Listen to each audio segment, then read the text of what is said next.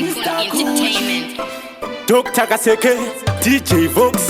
kwa Tycoon akashika pa best setakaleza netunyaya twake achifunga tinomzeza kumeso mbofase asina kugeza nyaya dzinorwadza kuteerera kungereza ipapo tiflo akangosimukira ndobva mubata kola zvikanzi watinyanyira kana neni ndakabva ndangopindira ndakangosimuka ndikati apa wataura zero haungamboti moto watsva haungauye kuzotiudza mvura yatota zero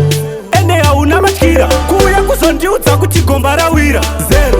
alright wataura zero hanzi yandidinyo ndoda yekedero zero form 1 grade 0 ndopaakatanga skiri rake rechimero hanzi kutenga bhadhi yeeconet kuda kutodownloadapo paindaneti simbi haibate chinobata imagineti hanzi ndakazotenga foni inonzi intercap zero kuti mumbano ndoda mudenlight bhaubhu anotoona kuita ngemeni hanzi ndobatidza mogone sigareti patapata one side rimwe racho wataura zero haungamboti moto watsva haungauye kuzotiudza mvura yatota zero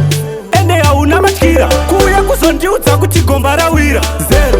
alright wataura zero hanzi yandidinyo ndoda yekedero zero form 1 grade 0 ndopaakatanga skiri rake rechimero zero kutaura plus word ndini ndakabata Tycoon saka ndahota kunovanika wese ana Dr. Kaseke pamwe chete nemasoul kuti bati asi zvakasiyana chi hanzi mhiripiri kwete chingondipa ichili kamwe kakulabalaba kane usili ndiko futi kakamudzindisa namaibhili